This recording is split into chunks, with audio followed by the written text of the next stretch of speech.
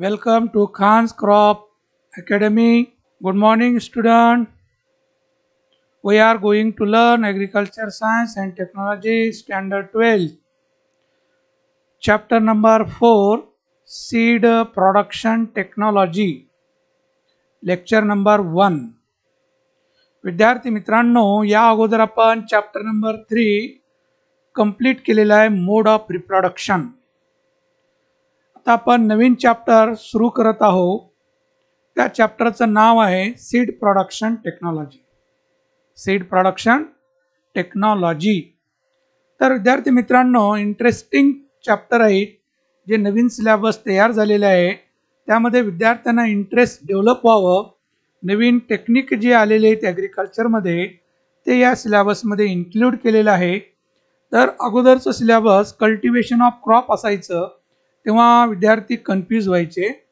परंतु आता cultivation crop कमी केलेले आहेत आणि नवीन टेक्निक जे ॲग्रिकल्चरमध्ये आलेले आहे ते तुम्हाला माहिती देण्यासाठी या सिलेबसमध्ये इन्क्लूड केलेलं आहे की जेणेकरून तुम्हाला इंटरेस्ट यावं. तसंच हा चॅप्टर जे आहे seed production technology for interesting आहे, पण ते आपण व्यवस्थित समजून घेणे महत्त्वाचं आहे. थोडा जेनेटिकल भाग आहे. तर हे मोड ऑफ रिप्रोडक्शन जे झालेलं आहे त्यामध्ये आपण सेक्शुअल रिप्रोडक्शन जे बघितलं, म्हणजे सीड जे बघितलं आपण, ते सीड प्रोडक्शन कसं केलं जातं या चॅप्टरमध्ये आपण ते बघणार आहोत. तर बघूया आपण. तर काही भाग सिलेबसचं जे या वर्षासाठी 25% सिलेबस जे रिड्यूस झालेलं आहे ते रिड्यूस झालेला भाग तुम्हाला मी टेलिग्राम यावर टाकलेला आहे आणि टेक्स्टबुक मार्केटमध्ये उपलब्ध झालेले आहेत, तालुक्यापर्यंत आलेले आहेत. तर ते पुस्तक फक्त 103 रुपयाला आहे. तो पुस्तक असा आहे, textbook agriculture science and technology, price only 103 rupees. तर हे टेक्स्टबुक प्रत्येकानं घ्यावं अशी माझी अपेक्षा आहे. तर हे पुस्तक उपलब्ध आहे आणि जे 25% सिलेबस जे रिड्यूस झालेलं आहे ते तुम्ही टेक्स्टबुकवर टिक करून ठेवा, कारण हे बोर्डाच्या एक्झाममध्ये हे पॉईंट विचारले जाणार नाही असं बोर्डाने पत्राद्वारे कळवलेलं आहे. आणि त्यावर आपण स्पेशल व्हिडिओसुद्धा तयार केलेला आहे, ते तुम्हाला अपलोड केलेलं आहे, ते बघितलं असाल तुम्ही. तर यामध्ये आपण जे बघणार आहोत, पूर्ण टेक्स्टबुकमध्ये जे सिलेबस आहे ते टोटल बघणं आपलं महत्त्वाचं आहे. कारण की हे यूट्यूब चॅनल हे एका वर्षासाठी नाही आहे, हे लॉंग लाईफ आहे. जोपर्यंत सिलेबस चेंज होणार नाही तोपर्यंत हे यूट्यूब चॅनल आपण जे लेक्चर तयार केलेले आहेत ते ॲज इट इज राहणार आहेत. यासाठी सिलेबस तर आपल्याला पूर्ण कव्हर करणं आवश्यक आहे. आता ते रिड्यूस झालेलं भाग तुम्ही कन्फर्म करायचं आणि ते सेल्फ स्टडी करायचं, म्हणजे बोर्ड एक्झाममध्ये त्यावर प्रश्न विचारले जाण्याचा. चला तर बघूया आपण सीड प्रोडक्शन टेक्नॉलॉजी. आता तुमच्या समोर जे चित्र दाखवित आहे मी, तर एक फील्ड आपल्याला जवारचं दिसत आहे, दुसरं फील्ड कॉटनचं दिसत आहे. तर विद्यार्थी मित्रांनो, या चॅप्टरमध्ये आपल्याला 2 क्रॉपबद्दलच माहिती बघायची आहे. 2 पिकाचं सीड प्रोडक्शन कसं तयार केलं जातं हेच या चॅप्टरमध्ये आपण बघणार आहोत. बाकी क्रॉपचं बघणार नाही. आपल्या सिलेबसमध्ये सीड प्रोडक्शन ऑफ जवार आणि सीड प्रोडक्शन ऑफ कॉटन हे 2 क्रॉप आहेत. तर या चॅप्टरमध्ये काय थोडं ट्रेलर दाखवत आहे की पिक्चर सुरू होण्या अगोदर तर ट्रेलर असतं, तसं आपल्या चॅप्टरमध्ये नेमकं काय बघायचं आपल्याला ते तुम्हाला समोर दाखवत आहे. म्हणजे तुमची मानसिकता मी तयार करत आहे की आपल्याला बघायचं काय आहे. तिथं 2 फील्ड दिसत आहे. एक जवारचं फील्ड आहे. त्या जवारच्या फील्डमध्ये काही जे रोज आहेत जवारचे ते ठेंगू दिसत आहेत आणि 2 उडी जे आहेत ते उंच ज्वारीचे दिसत आहेत. बाळांनो, असं का हो? तर विद्यार्थी मित्रांनो, सीड प्रोडक्शन तयार करत असताना, म्हणजे बियाणं उत्पादन करत असताना टेक्निक असतं, टेक्निक फॉलो केली जाते आणि बी उत्पादन तयार केलं जातं. कारण जे संकरित बियाणं जे असतं हे वेगळे 2 पॅरेंट असतात. वेगळ्या गुणधर्माचे आणि ते दोघांचे गुणधर्म शेतकऱ्यासाठी उपयुक्त असतात आणि दोघांमधले गुणधर्म एका व्हेरायटीमध्ये आणले जातात. त्यालाच आपण हायब्रिड व्हेरायटी असं म्हणतो. कारण आपण हायब्रिड व्हेरायटी म्हणजे संकरित जात. तर इथं दोन वेगळे पॅरेंट आहेत. ह्या दोन ओळीमध्ये हे वेगळे गुणधर्म असणारं आणि या ओळीमध्ये वेगळे गुणधर्म. आता तुम्हाला दिसतच आहेत की हे उंच गेलेले झाडं दिसत आहेत आणि ठेंगू आहेत. तर यामध्ये जेनेटिकल कॅरेक्टर बदल आहे. अनुवंशिक गुणधर्म वेगळे आहेत. पण हे दोन्ही अनुवंशिक गुणधर्म हे जे आहेत याच्यामध्ये असणारे हे शेतकऱ्यासाठी उपयुक्त आहेत. तर हे दोन्ही गुणधर्म एका झाडामध्ये आणण्याचा प्रयत्न जे केलं जातं त्यालाच म्हणतात हायब्रिड सीड, त्यालाच म्हणतात संकरित वाण, संकरित बियाणं. तर हे संकरित वाण तयार करत असताना ह्या वेगळ्या टेक्निक जी आहेत ते टेक्निक फॉलो करावं लागतं आणि तेच या चॅप्टरमध्ये आपल्याला बी उत्पादन करण्यासाठी कोणत्या टेक्निक फॉलो करतात, कसं उत्पादन केलं जातं हे रिअली आपल्याला इथं या चॅप्टरमध्ये अभ्यासायचं आहे आणि फोटोद्वारे आपल्याला बघायचं पण आहे. तर आतापर्यंत आपण cultivation of crop for grain purpose बघितलं. आपण पॅडी बघितलं, व्हीट बघितलं, नंतर ग्राम बघितलं, सोयाबीन बघितलं, ग्राउंडनट बघितलं, शुगर केनी बघितलं. हे जे फील्ड क्रॉप आहेत हे ग्रेन पर्पजसाठी आपण घेतलेलं होतं. परंतु आता जे आपल्याला ज्वार आणि कॉटन जे ग्रो करायचं आहे ते बियासाठी तयार करायचं आहे. तर बियाणं कसं तयार केलं जातं हेच या चॅप्टरमध्ये आपल्याला बघायचं आहे. तिथं हे जे भरपूर मजूर दिसत आहेत कापसामध्ये, ज्वारीमध्ये कोणी दिसत नाही बाळांनो. असं का हो? तर इथं जे आहे तर हे मेल स्टराईल डेव्हलप झालेलं असतं म्हणून माणसाची इथं गरज नाही क्रॉसिंग करायची. हे नॅचरली क्रॉस होतं म्हणून ज्वारीचं बियाणं स्वस्त दरात भेटते आणि कापसाचं बियाणे महाग असतं. महाग म्हणजे किती महाग असणार? 450 ग्रॅमची बॅग असते कापसाची आणि त्याला रुपये मोजावं लागतात. 2000, 2500, 1500 या पद्धतीने मोजावं लागतात. तेच ज्वारीची 3 किलोची बॅग असते आणि ते 300 रुपये मोजावं लागतात. फरक आहे की नाही बाळांनो? काही तर कॉस्ट ऑफ कल्टिवेशन कमी लागतं ज्वारचं सीड प्रोडक्शनसाठी आणि कापसाचं सीड प्रोडक्शन तयार करण्यासाठी हे कॉस्ट ऑफ कल्टिवेशन जास्त लागतं. म्हणजे लेबर भरपूर लागतात, डेली मजूर इथं काम करतात. कारण की फुलं घासणं म्हणजे पॉलिनेशन करणं हे प्रक्रिया चालू असते महिना दीड महिन्यापर्यंत. तर यासाठी मजुरं भरपूर लागतात म्हणून कापसाचं बी आपल्याला महाग भेटतं. तर हे त्याचं मुख्य कारण आहे. तर हे तर प्रायमरी तुम्हाला सांगितलं की का असतं नेमकं.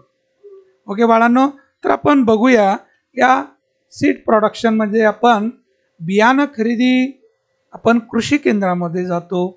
कारण की जे ग्रेन मार्केट असतं ज्याला आपण धान्य मार्केट म्हणतो तिथून कधीच आपण बियाणं आणत नाही, खाण्यासाठी आणतो आपण. आणि बियाणं आपण विकण्यासाठी ग्रेन मार्केटमध्ये जातो ज्याला आपण मोंडा असं म्हणतो.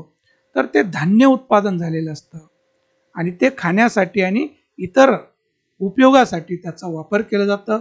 पण तो पेरणीसाठी जे बियाणं असतं ते प्रामुख्याने आपल्याला कृषी केंद्रामध्ये जावं लागतं बियाणं खरेदी करण्यासाठी. तर बियाणे हे 2 टाईपचे असतात बाळांनो.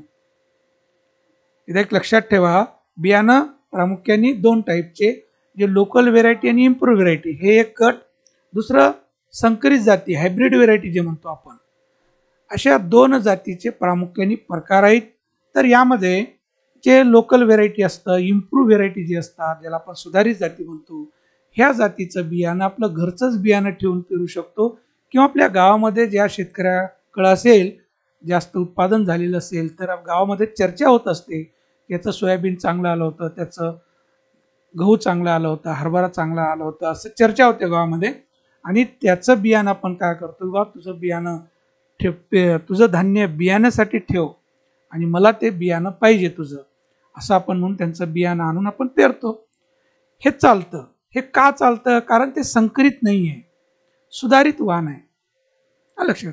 दुसरं जे संकरित वाण जे म्हणतो आपण, हायब्रिड व्हेरायटी जे म्हणतो आपण, हायब्रिड व्हेरायटीचं बियाणं हे आपल्याला कृषी केंद्रामधूनच दरवर्षी खरेदी करावं लागतं. जसं ज्वारीचं बिया आहे, मकईचं आहे, बाजरीचं आहे, कापसाचं आहे. हे बियाणं प्रत्येक शेतकरी कृषी केंद्रामध्ये गर्दी करतात. पेरणी करण्या अगोदर पावसाळा सुरू होत असताना कृषी केंद्र गजबजलेले असतात. त्यामध्ये बियाणं खते आपण विकत घेतो. आता बियाणं आपल्या घरी असताना सुद्धा आपल्याला विकत घ्यावं लागतं. असं का? तर हे संकरित बियाणं असतं आणि त्याचं तयार करण्याचं सीड प्रोडक्शनचं जे टेक्निक असतं ते आपल्याला अवगत नाही, म्हणजे माहीत नाही आणि आपण करू शकत नाही.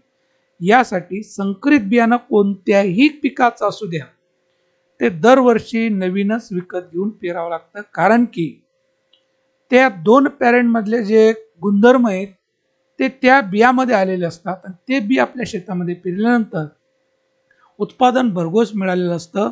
आणि ते जे धान्य आपण म्हणतो ते धान्य पेरणीसाठी आपण पुन्हा वापरणार नाही. कारण की आपण जे पेरलेलं असतं आपल्या बाजूला दुसऱ्या शेतकऱ्यांनी दुसरी व्हेरायटी ग्रो केलं असतं, तिसऱ्या शेतकऱ्यांनी तिसरंच आणलेलं असतं. तसं पोलन ग्रेन त्याचे येऊन ते काय होतं, भेसळ होतं आणि आपल्या शेतामध्ये जे धान्य तयार झालं असतं तर ते भेसळ तयार झालं असतं. जेनेटिकली कॅरेक्टर त्याचं आनुवंशिक गुणधर्म भेसळ असतं आणि तेच धान्य आपण बियाणं म्हणून जर वापरलं असेल तर पुन्हा असं उत्पादन आपल्याला मिळणार नाही. म्हणून ते बियाणं आपण ठेवत नाही आणि ते धान्य म्हणूनच वापर करतो. हे एक कन्सेप्ट डोक्यामध्ये ठेवा तुम्ही. म्हणजेच संकरित बियाणं दरवर्षी नवीनच विकत घ्यावं लागतं, कंपल्सरी असतं. आता ते का असतं आणखीन पुन्हा आपल्याला पुढे येणार आहे, तर ते आणखीन तुम्हाला समजणार की बाई सरांनी काय सांगितले होते किंवा संकरित बियाणे दरवर्षी विकत का घ्यावं लागतं. तर त्याच्या पाठीमागचं ते कारण आहे. तर शॉर्टमध्ये सांगितलं तुम्हाला की दोन वेगवेगळ्या जे पॅरेंट असतात ते पॅरेंट शेतामध्ये पेरावं लागतं आणि त्याचं संकर करावं लागतं, संकरित करावं लागतं आणि ते झालेलं तयार झालेलं जे बियाणं आहे ते संकरित बियाणं म्हणून विकलं जातं बाळांनो. तसं आपल्या शेतामध्ये आपण ते करत नाही, तर स्पेशल त्याचं सीड प्लॉट असतं. तुम्ही गावामध्ये चर्चा होत असेल, त्यांनी सोयाबीनचं सीड प्लॉट घेतलेलं आहे. सीड प्लॉट म्हटल्यानंतर जे बियाणं तयार होणार आहे ते पेरणीसाठीच बियाणं वापरलं जाणार आहे, खाण्यासाठी नाही. ओके. तर इथं जे दाखवलेले आहे महामंडळाचा महाबीज, या सगळ्यात ज्वारीमध्ये आहे, मकामध्ये आहे, सोयाबीनमध्ये आहे महामंडळाचं महाबीज. महाराष्ट्राचं हे काय महामंडळाचं महाबीज आहे. तर हे गव्हर्नमेंट अथॉरिटी आहे, तर हे बियाणे याचं भेसळ होत नाही. तर जास्त करून आपण महामंडळाचंच बियाणं आपण वापरायला पाहिजे, कारण ते शाश्वती आहे, गव्हर्नमेंट अंडरटेकन आहे. बाकी जे कंपनी असतात हे ट्रूथफुल म्हणून बियाणं विकलं जातं आणि सर्टिफाईड वगैरे असतं, म्हणून सर्टिफाईडच बियाणं आपण खरेदी करायला पाहिजे. इथं जे दाखवलं आपण हायब्रिड जवार म्हटलेलं आहे, RSHJ295. ओके. इथं सुपर 459 गोल्ड हायब्रिड मेज आहे, मकाचं संकरित मकाचं बियाणं आहे. नंतर हायब्रिड बाजरा धूम है ना, किती किलोची आहे बॅग, 1.5 kg, 1.5 किलोची बॅग आहे, म्हणजेच 1 एकरसाठी सफिशियंट होतं. हे स्वाती आहे ना, स्वीट कॉर्न है ना, स्वाती 75. ओके. हे उत्तम बीज. तसं बऱ्याच कंपनी आहेत, त्या कंपनी बियाणं तयार करणाऱ्या कंपनी आहेत आणि हे शेतकऱ्यापर्यंत हे बियाणं पोचवतात आणि शेतकरी हे बियाणं पेरतो आपल्या शेतामध्ये धान्यासाठी. कशासाठी? धान्यासाठी. ओके. तर बघूया आपण seed production technology. What is mean by seed production और seed technology? Seed technology, it is a science which deals with production, processing, testing and distribution of seed, known as seed technology. Seed technology म्हणजेच काय? It is a science which deals with production, processing, testing and distribution of seed, known as seed technology. Seed technology म्हणजेच काय? बियाचं उत्पादन करणे. आता शेतकऱ्याच्या शेतामध्येच उत्पादन होणार आहे, त्यालाच आपण सीड प्लॉट असं म्हणतो आपण. पण ते कंपनीवालं काय करणार, शेतकऱ्याला पेरण्यासाठी ते बियाणं देणार आणि ते उत्पन्न झालेलं जे आहे बियाणं ते पूर्ण घेऊन जाणार.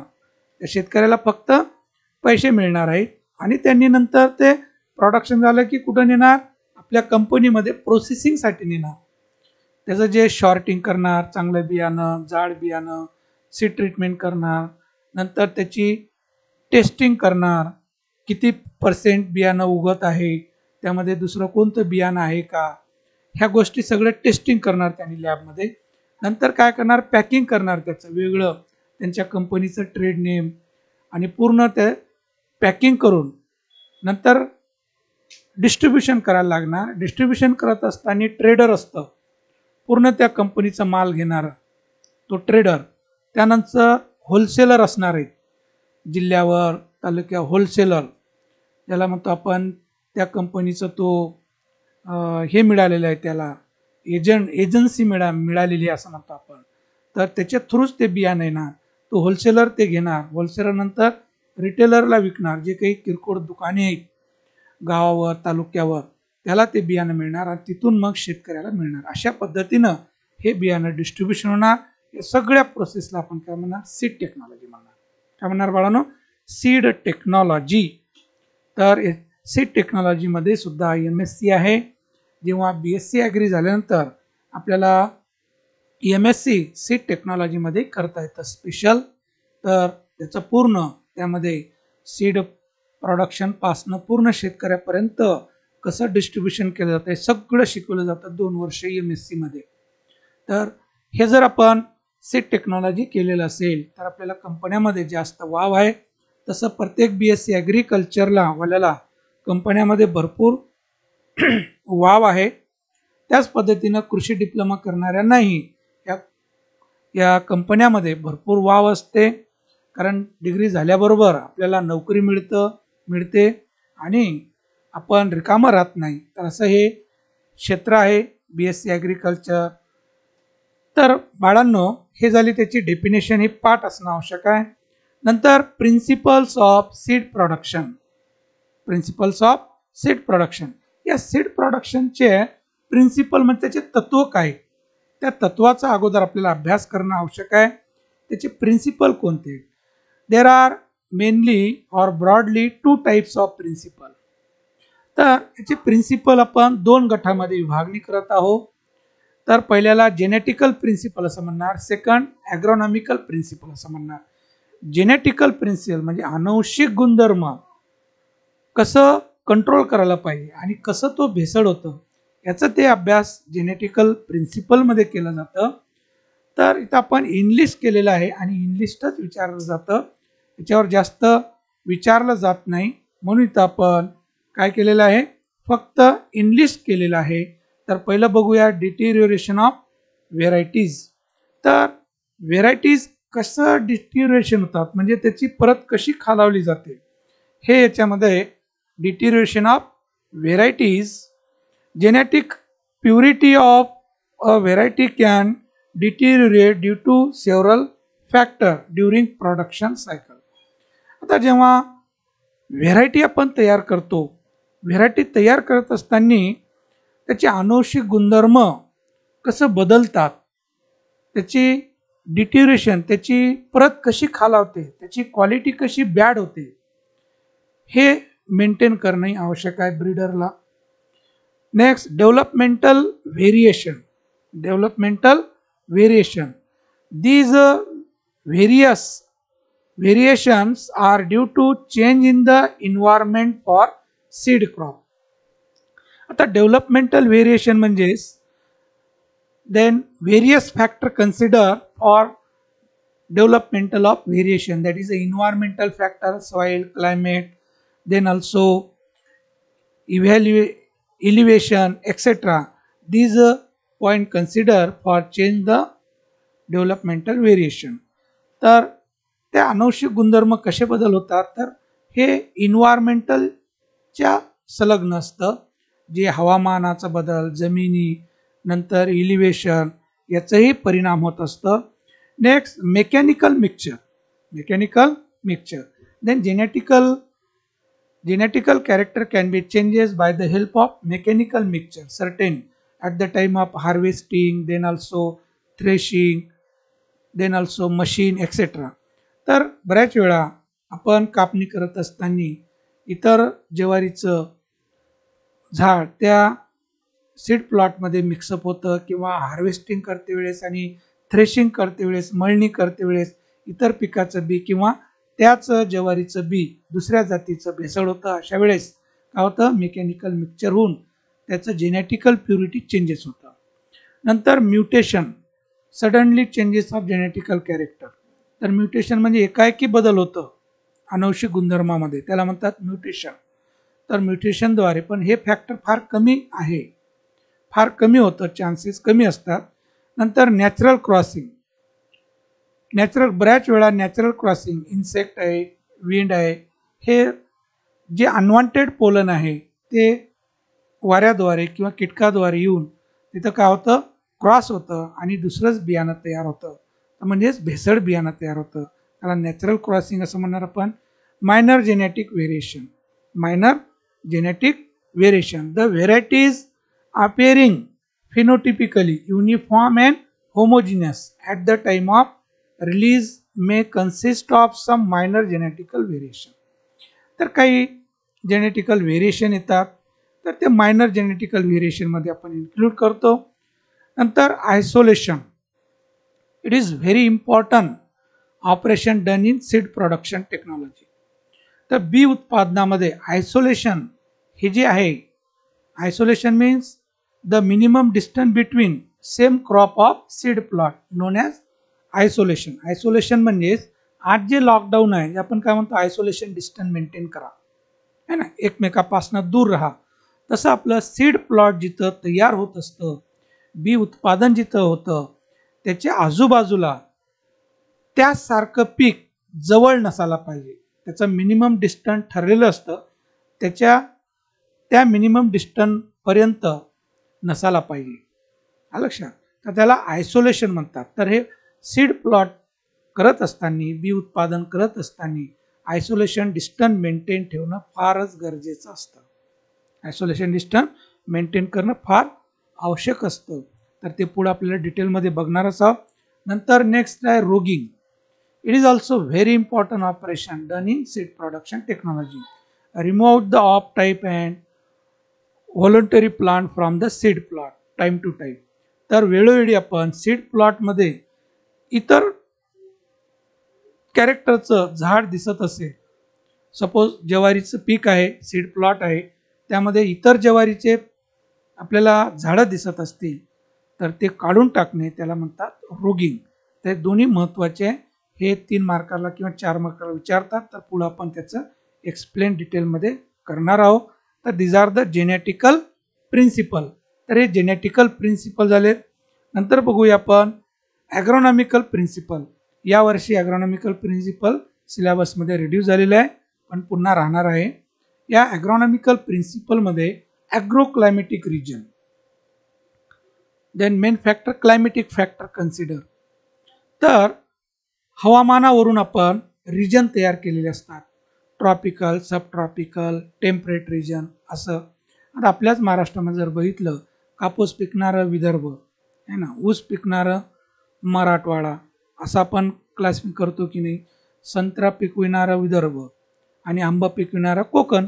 हे कशावरून, क्लायमेटिक रिजनवर, म्हणजे क्लायमेटिक फॅक्टर कन्सिडर करतं. तर ॲग्रॉनॉमिकल प्रिन्सिपल म्हटल्यानंतर जे शेतामध्ये आपण जे काम करणार आहोत, land preparation to up to harvesting, जे काही काम होणार आहे ते म्हणजेच ॲग्रॉनॉमिकल प्रिन्सिपल म्हणणार आपण. तर जेनेटिकली मेंटेन करण्यासाठी ॲग्रॉनॉमिकल प्रिन्सिपल ही महत्त्वाचे आहेत. तर पहिलं agro climatic zone. Next land requirement. Land should be fertile, well drain, then free from voluntary plant, off type plant, disease free land, then available of irrigation facility, near by road side. तर हे land requirement आहे. तर यामध्ये जे आपण seed plot घेत आहोत, ती जमीन कशी आहे, ससा सुपीक असायला पाहिजे, उत्तम निचरा होणारी असायला पाहिजे. नंतर ही जमीन मध्ये अगोदर तेच पीक घेतले नसाल, जे आपण सीड प्लॉट घेत आहोत, ज्वारचं घेत असाल आपण, तर मागच्या वर्षी तिथं ज्वारीचं पीक घ्यायला नको, कारण भेसळ होणार. कारण मागच्या वर्षी ज्वारी घेतलेलं असेल, त्याचं बियाणं खाली पडलेलं असणार आहे आणि ते वापणार आहे. मग तेव्हा आयडेंटिफाईड होण्यासाठी फारच प्रॉब्लेम येणार आहे. बरेच वेळा आयडेंटिफाय होणार नाही, मग तेव्हा भेसळ होणार.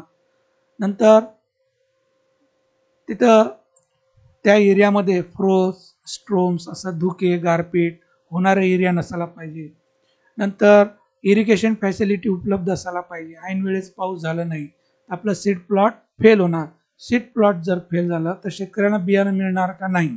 म्हणून इरिगेशन फॅसिलिटी अवेलेबल असणं आवश्यक आहे. नंतर रोड साईडनं जमीन असणं आवश्यक आहे. हे फॅक्टर कन्सिडर केले जातात लँड रिक्वायरमेंटमध्ये. Next land preparation. Land should be ploughing harrowing and then apply FIM etcetera. आता पूर्व मशागतीचे कामं म्हणजे व्यवस्थित नांगरणी करणे, कुळवणी करणे, पाडी देणे, शेणखत टाकणे, काडी कचरा इचून जाळून टाकणे, जमीन लेवल करणे, ह्या सगळ्या गोष्टी आल्या लँड प्रिपरेशन. व्हेरायटीज. आपण जे व्हेरायटी वापरणार आहोत ते सर्टिफाईड असायला पाहिजे है ना, म्हणजेच भेसळ बियाणं मिळणार नाही. नंतर सीड ट्रेड. सीड कसा आहे, सोर्स कोणता आहे, सीड सोर्स कसा आहे त्याचा, म्हणजेच फाउंडेशन आहे का, सर्टिफाईड आहे का, न्यूक्लिअर आहे का, ब्रीडर आहे ते. Seed treatment. Certain diseases control by seed treatment. Seed born diseases. तर बरेच बियाद्वारे होणारे रोग असतात तर त्याचा बंदोबस्त करण्यासाठी आपल्याला बीज प्रक्रिया करणे आवश्यक आहे. नंतर sowing time. Perfect sowing time. तर पेरणीची वेळी ठराविक असणं आवश्यक आहे. Then also spacing. Proper maintain the spacing. then sowing method, drilling, broadcasting, etc. then sowing depth, properly seeds are sown. Then also interculture operation, gap filling, thinning, weeding, hoeing. Next also control weed. Next irrigation, application of manure fertilizer. These are the point included in agronomical principle. तर हे सगळं शेतातले जे काही कार्य आहेत ते आपण ॲग्रॉनॉमिकल principal म्हणून अभ्यास करतो. तर ॲग्रॉनॉमिकल प्रिन्सिपल हे सुद्धा इनलिस्ट करणं महत्त्वाचं आहे. एक्सप्लेन करायची आवश्यकता नाही आहे म्हणून आपण इथं इंग्लिश केलेलं आहे. हे 2 मार्कासाठी प्रिन्सिपल विचारू शकतात तर इंग्लिश करणे आवश्यक आहे. तर बघूया आपण आयसोलेशन काय. आयसोलेशन काय. The minimum distance between same crop field to seed plot known as isolation distance. आपलं जे सीड प्लॉट आहे त्याच्या आजूबाजूला सेम क्रॉपचं मिनिमम डिस्टन्स किती असायला पाहिजे, कमीत कमी त्या पिकामध्ये अंतर किती असायला पाहिजे, त्याला म्हणतो आपण isolation distance. Then isolation distance depend upon the type of crop and source of seed also. तर याचं जे डिस्टन्स आहे हे पिकावर अवलंबून आहे. पीक कोणतं आहे, ज्वार आहे, कॉटन आहे, बाजरी आहे, मेज आहे. प्रत्येक पिकाचं आयसोलेशन डिस्टन्स हे वेगवेगळं असतं कारण की त्याचे पोलन ग्रेनची कॅपॅसिटी ठरलेली असते की इन्सेक्ट किती दूर जाऊ शकतात, वाऱ्यानं पोलन ग्रेन किती लांब जाऊ शकतात. तर ते प्रत्येक पिकाचं आयसोलेशन डिस्टन्स वेगवेगळं असतं. Isolation distance means minimum distance between same crop field to seed plot known as isolation distance. तर सीड प्लॉट आणि ते सेम क्रॉप असेल. सीड प्लॉट आपला ज्वारचं आहे तर ज्वारीचं पीक, इतर ज्वारीचं जे पीक आहे त्या सीड प्लॉटच्या कमीत कमी अंतर त्या दोघांमध्ये किती असायला पाहिजे. आता जास्तीत जास्त तिथं किती असलं तर चांगली गोष्ट आहे पण कमीत कमी अंतर किती असायला पाहिजे चौ बाजूनी, तर ते आयसोलेशन डिस्टन्स मेंटेन केलं जातं. तर सीड प्लॉट मधलं हे फार महत्त्वाचं ऑपरेशन आहे. It is a important operation in seed production. बीज उत्पादनामध्ये आयसोलेशन हे फार महत्त्वाचं फॅक्टर आहे. It is essential for avoiding natural crossing from unwanted pollen grain. तर नॅचरल क्रॉसिंग जे होत असतं, जे अनवॉन्टेड पोलन ग्रेन आहे आपल्याला त्या पोलनची गरज नाही तरी ते वाऱ्याद्वारे कीटकाद्वारे नॅचरली क्रॉसिंग होतं, ते अवॉइड करणं महत्त्वाचं आहे. आणि ते आयसोलेशन डिस्टन्समुळं अवॉइड होतं. त्याला अवॉइड करणं गरजेचं आहे कारण आपल्याला जे पोलन ग्रेन पाहिजे तेच पोलन ग्रेन आपल्याला महत्त्वाचं आहे आणि इतर पोलन ग्रेन आपल्याला गरज नाही आहे म्हणून ते अवॉइड करण्यासाठी आयसोलेशन डिस्टन्स मेंटेन करणं आवश्यक आहे. It maintain genetical purity. आता हे सगळं कशासाठी केलं आपण, जेनेटिकल प्युरिटी मेंटेन करण्यासाठी, अनुवंशिक गुणधर्म टिकून ठेवण्यासाठी. कारण जे 2 पॅरेंटचे गुणधर्म आहे तेच त्या व्हेरायटीमध्ये येण्यासाठी महत्त्वाचं आहे.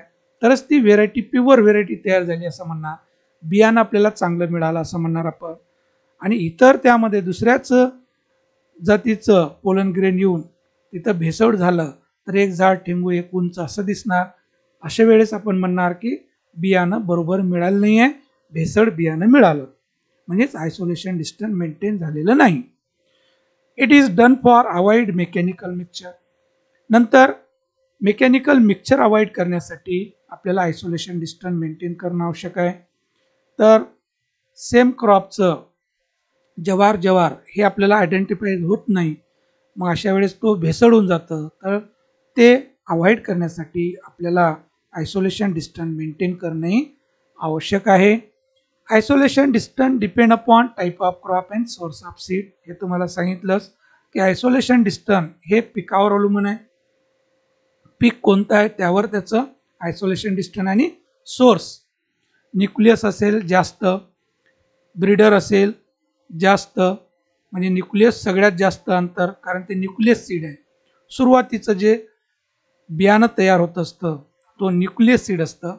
नंतर ब्रीडर सीड असतं, तर हे ब्रीडरच्या अंडरमध्ये असतं.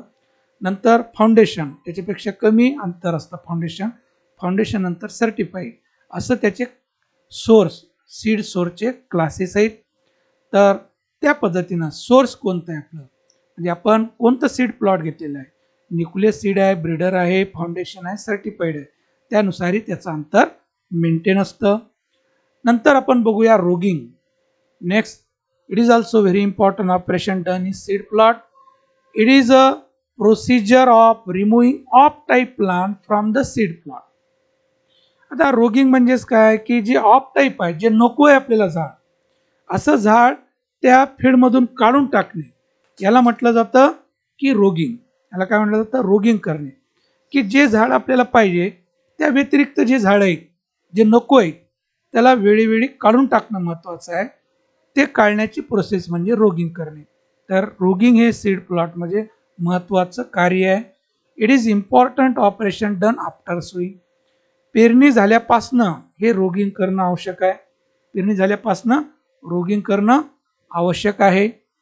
It remove the off type voluntary plant, deceased, pollen shader etcetera from seed plot. तर ऑफ टाईप प्लांट जे आहे, व्हॉलंटरी प्लांट जे आहेत, डिसीज प्लांट जे आहेत ते, आणि जे पोलन शेडर आहेत, असे काढून टाकणे महत्त्वाचं आहे. It is done in before flowering, at the time of flowering and post harvesting. तर फुलं येण्या अगोदरपासनं हे कार्य करणं आवश्यक आहे. तर फुलाच्या अगोदर ते कार्य फार महत्त्वाचं आहे. फुलं असताना हे कार्य करणंही गरजेचं आहे. आणि जर राहिले असेल तर पोस्ट हार्वेस्टिंगच्या अगोदर सुद्धा हे रोगिंग करणं आवश्यक आहे, तर भेसळ होणार नाही. Then next, it is done for maintain genetical purity. हे रोगिंग करणं कशासाठी आहे की जेनेटिकल प्युरिटी मेंटेन करण्यासाठी आहे. All rogues invariably be pulled out to prevent regrowth. तर जेवढे काही रोगिंग करायचं आपल्याला झाडं काढायचे ते अपरूटिंग करणं महत्त्वाचं आहे. मुळासकट त्याला काढून टाकणं महत्त्वाचं आहे. अबव ग्राउंड लेवलपासून कट करून चालणार नाही, कारण ते रिग्रोथ होणार, पुन्हा आणखीन त्याची वाढ होणार. यासाठी सगळे मुळासकट त्याला काढून टाकणं गरजेचं आहे. All out crosses identified by height should be removed as they soon as appear. तर जे काही आपलं जे सीड प्लॉट आहे त्यामध्ये आलेले जे इतर पिकाचे बी आहे, इतर पिकाचे म्हणजे सेम क्रॉपचे जे आहे, तर त्याची हाईट सुद्धा आपल्याला वेगळी दिसत असेल, त्याची पानाची साईज वेगळी दिसत असेल, असं आयडेंटिफाईड करून त्यालाही काढणं महत्त्वाचं आहे. The plants which are out of place, that is plants in between the row, male plant in female row and also female plant in male row should be remove. बऱ्याच वेळा काय होतं की मेल रो आणि female row वेगळे असतात, पण अशा वेळेस मेल प्लांट हे फिमेल रो मध्ये आढळतं आणि फिमेल प्लांट हे मेल रो मध्ये आढळतं. अशा वेळेसही काय होणार, हार्वेस्टिंग करते वेळेस हे ॲडमिक्चर होणार, यालाच मेकॅनिकल मिक्सचर असं म्हटलं जातं. तर तेही अवॉइड करण्यासाठी आपल्याला फिमेल प्लांट जे आहे ते रो मध्ये राहू नये आणि मेल प्लांट हे फिमेल रो मध्ये राहू नये याची काळजी घेणं आवश्यक आहे. Proper attention should be given at flowering time. Flowering टाइमच्या वेळेस फारच अटेन्शन राहणं महत्त्वाचं आहे, कारण फुल आल्यानंतर ते पॉलिनेशन होणार, ते अवॉइड करण्यासाठी पण फुलांच्या अगोदर त्याला डिस्ट्रॉ करून टाकणं महत्त्वाचं आहे. The roguing should be done every day to remove pollen shedding types in the seed row. तर जेव्हा फुलं यायला लागतात अशा वेळेस आपण डेली त्यामध्ये आयडेंटिफाय करायला पाहिजे की of type plant, voluntary plant, unwanted pollen shader plant आहे का, आणि ते असेल तर लवकर काढून टाकणे. तर यालाच रोगिंग असं म्हटलं जातं. तर 2 मार्काला 3 मार्काला ही रोगिंग विचारतात हमखास. तर हे चॅप्टरमध्ये आयसोलेशन, रोगिंग हे 2 पॉईंट फारच महत्त्वाचे आहेत बाळांनो. तर इथं आपण थांबूया. तर व्यवस्थित समजून घ्या. तर फार इंटरेस्टिंग आहे, पण समजून घेणे महत्त्वाचं आहे. तर व्यवस्थित तुम्हाला फोटोद्वारे सुद्धा समजून सांगण्याचा प्रयत्न करत आहे. तर हे चॅप्टर स्कोरिंग आहे. तर हे चॅप्टर जे आहे हे 10 ते 12 मार्काचं वेटेज राहू शकतं या चॅप्टरवर. आणि क्वेश्चन नंबर 5 मध्ये 8 मार्क किंवा 6 मार्काचा प्रश्न हमखास विचारतात.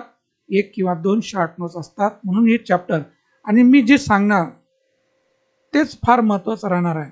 तसं टेक्स्टबुकमध्ये फार लेंदी दिसणार आहे, पण ते टेक्स्टबुक बघून घाबरायचं नाही आपल्याला. त्यामध्ये महत्त्वाचं काय ते आपण काढणार आहोत आणि तेच व्यवस्थित तुम्हाला शिकविणार आहोत. तर व्यवस्थित व्हिडिओ बघत चला आणि आपल्या मित्रांना जास्तीत जास्त शेअर करा, सबस्क्राईब करा. तर थांबूया इथे विद्यार्थ्यांनो. थँक्स. जय जवान जय किसान.